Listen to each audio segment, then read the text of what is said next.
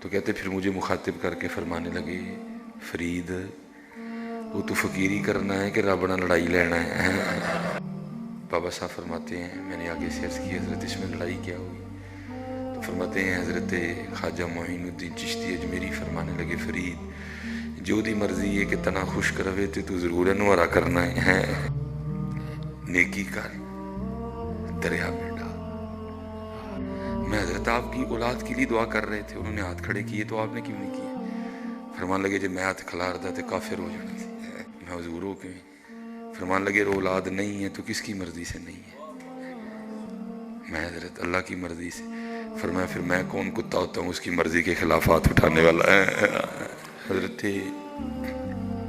بابا فرید رحمۃ اللہ تعالی علیہ, بہت خوبصورت نام, بہت خوبصورت شخصیت.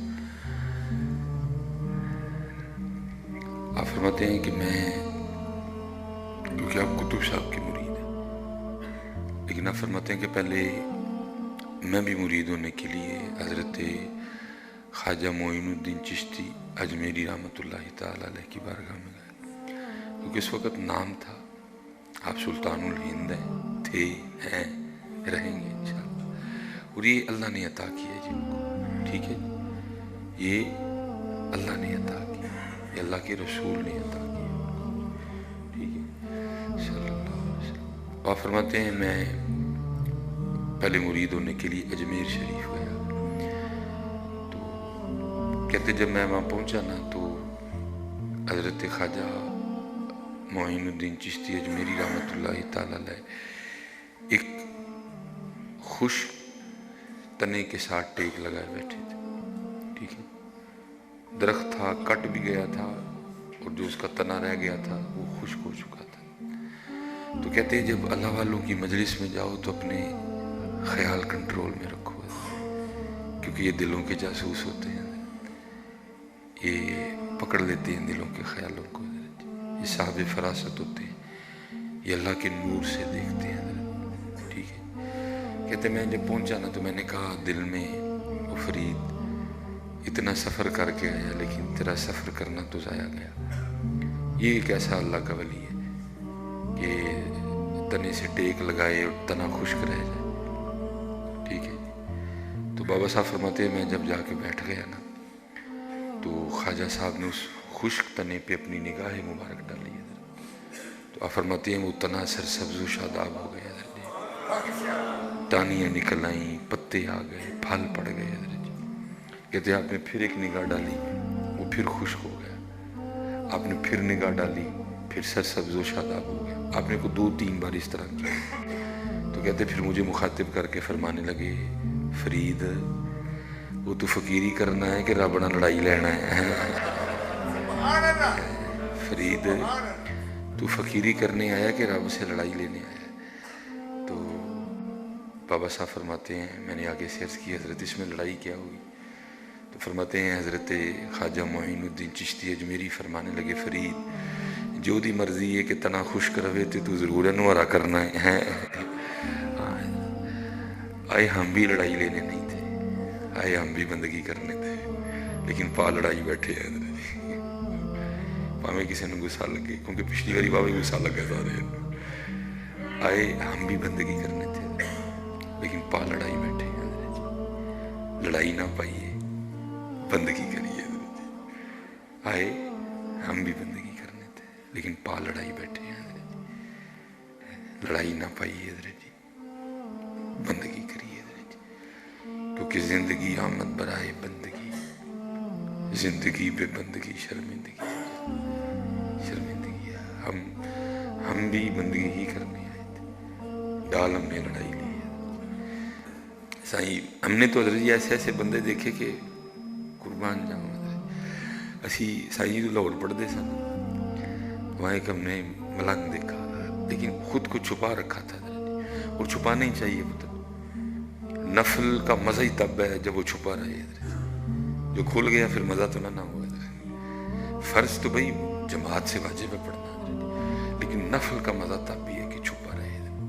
دیکھو نا بڑی فضیلت ہے تہجد کی, کیوں بھلا؟ کیونکہ وہ چھپی نماز ہے, وہ چھپ کے پڑھنی ہے. सुते दिन सारे इधर जी, तो फिर इधर जी खड़ा होना है, मज़ा छुपाने में ही है इधर जी। देखो ना हुजूर बुल्ले शाह क्या कैफियत होगी, चल बुलिया उत्थे चलीए जिथे सारे ही नहीं, चल बुलिया उत्थे चलीए जिथे सारे ही नहीं, ना कोई साड़ी जात पछाड़े ना कोई सानू मन्ने। क्या कैफियत, छुपाने का अपना मजा है इधर जी, छुपाने का एक अपना लुत्फ है इधर। एड़ा अंदर आला है तो कहता है दस दस मैं भी है कुछ इधर, लेकिन मजा छुपाने में ही है इधर जी, मजा छुपाने में है इधर जी। अगर अल्लाह कोई नेकी की तौफीक दे दे, छुपाया करो हजरत उसको, नेकी कर दरिया में डाल, नेकी कर दरिया।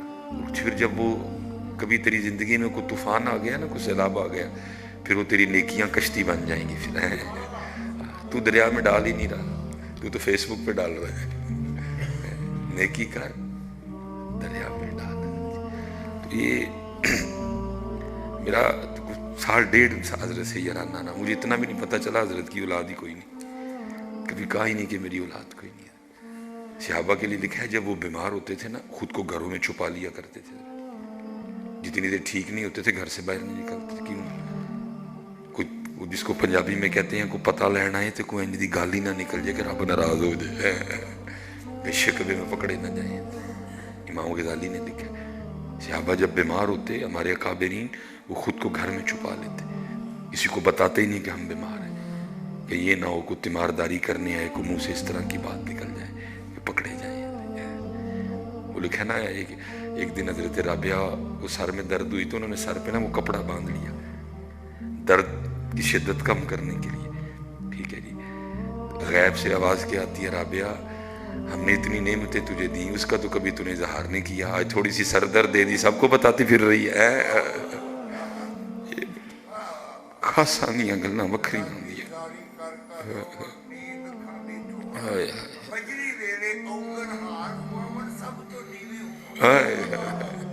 नीव ही होना पुत्र, नीव ही उथे नीवियां दा मोल पैना जे, आकड़खाना दा कोई मोल नहीं जे पैना है कोई।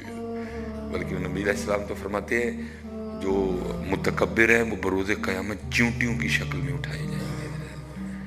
जो मुतकब्बिर लोग हैं वो बरोज़े क़यामत चींटियों की शक्ल में उठाए, चूड़ियां वालियां नाज वखावन ते दूर निकालियां जावन, चिकड़ परियां इज्ज वखावन ते कुरु बुजुरु पावन। उसे ना वो अपनी लिखाई ठीक करने जाया करता था। हुज़ूर गौसे आज़म रज़ी अल्लाह तआला अन्हु से इतनी अकीदत थी कि मोहल्ले का नाम ये नहीं था, उन्होंने खुद ही रख लिया हुआ था कूचा गौसिया है, अल्लाह नाम ये नहीं था, उन्होंने खुद रख लिया हुआ था कूचा गौसिया। हाँ, अगर आपको हुज़ूर गौसे पाक से सच्ची मोहब्बत है ना तो वो मोहब्बत आपको फिर बड़े रंग अता करेगी। अगर आपको बाबा साहब से सच्ची मोहब्बत है फिर मोहब्बत आपको खाली नहीं रहने देगी। अगर आपको हज़रत ख्वाजा गरीब नवाज से सच्ची मोहब्बत है वो मोहब्बत आपको खाली नहीं रहने देगी, लेकिन शर्त यह है मोहब्बत सच्ची हो, दो नंबरी ना हो उसमें, वो मोहब्बत आपको बड़ा कुछ देगी है। वो मुझे पता ही नहीं चला, वो बड़ी 11वीं आई तो हज़रत बड़े जो है ना ठाट बाट से बड़ी 11वीं शरीफ जो है ना वो प्रोग्राम किया करते थे, आपने अपनी प्रेस पे प्रोग्राम रखा। तो हज़रत के को दोस्त थे तो उनके को पीर साहब आए हुए थे, वो भी उनको ले आए हज़रत, बड़ी ज़बरदस्त महफिल हुई, महफिल में बड़ी रूहानियत हज़रत। तो वो जब एंड पे दुआ होने लगी ना, जो उनके दोस्त थे ना उन्होंने पीर साहब को कहा कि कादरी साहब लिए दुआ करो, एना कार औलाद कोई नहीं। उस दिन 1.5 साल में मुझे भी पहले दिन पता चला कि हज़रत के घर औलाद कोई नहीं है, कभी नाम भी नहीं लिया हज़रत। बहरहाल वो पीर साहब ने दुआ के लिए हाथ खड़े कर दिए, कादरी साहब ने नहीं किए कोई भी। पीर साहब को गुस्सा लगा, दोस्त को भी लगा, मुझे भी लगा कि यार दुआ के लिए पीर साहब ने हाथ खड़े किए, इनको करने चाहिए थे, उन्होंने नहीं किए। पीर साहब गुस्से में ना दुआ करके उठ के बगैर मिले चले गए हज़रत। मैं भी चला गया। जब अगले दिन मैं फिर आया ना मशक करने के लिए तो मैंने ज़रा मूड अच्छा देख के कहा मैं उस कल कुछ चंगी गल नहीं हुई। फरमान लगी है मैं हज़रत आपकी औलाद के लिए दुआ कर रहे थे, उन्होंने हाथ खड़े किए तो आपने क्यों नहीं किए? फरमान लगे जब मैं हाथ खिलारता तो काफिर हो जाना सी, अगर मैं हाथ दुआ के लिए खड़े करता तो मैंने काफिर हो जाना था, मैं हुज़ूर क्यों। फरमान लगे औलाद नहीं है तो किसकी मर्जी से नहीं है? मैं हजरत अल्लाह की मर्जी से। फरमाया फिर मैं कौन कुत्ता होता हूँ उसकी मर्जी के खिलाफ हाथ उठाने वाला? हमने तो पुत्र किया काक, हमने तो समझा आए रोटी खानी है। रोटी खाधी, कपड़े बदले, चीर वाया, तेल लाया, गड्डी कड्डी तो हो गए। जी असी लड़ाई लैन नहीं साए, असी भी बंदगी करनी है।